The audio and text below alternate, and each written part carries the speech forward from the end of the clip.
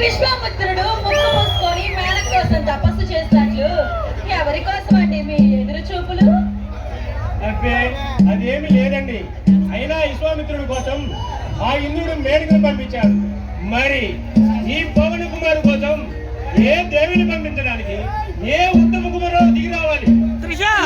మేము వరించడానికి ఏ ఉత్తర కుమారుడు ఎందుకండి? డైరెక్ట్ గా మీరే ఎవరైనా ప్రేమించానని చెప్పవచ్చుగా. అంత అదృష్టం నాకుందంటావా దేవి? మీకే తక్కువ అండి.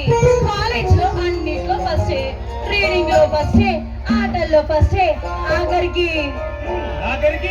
అందులో కూడా ఫస్టే. ఊరుకోండి మేడం, మరి నన్ను ఆకాశానికి ఎత్తేస్తున్నారు.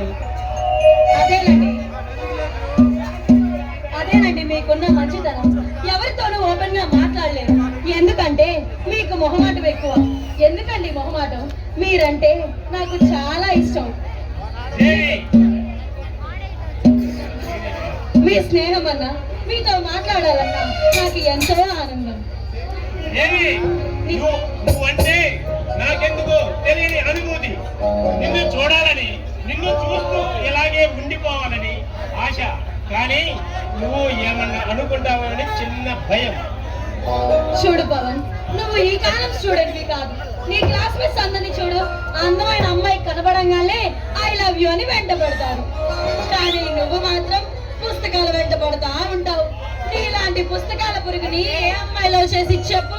నాలాంటి తప్ప. నీవు నా గుండె గుడిలో దేవతవు. నువ్వు నా తోడుంటే ఎన్ని యుగాలైనా ఏసి ఉంటాను. నిజంగా పవన్, ఐ లవ్ యూ.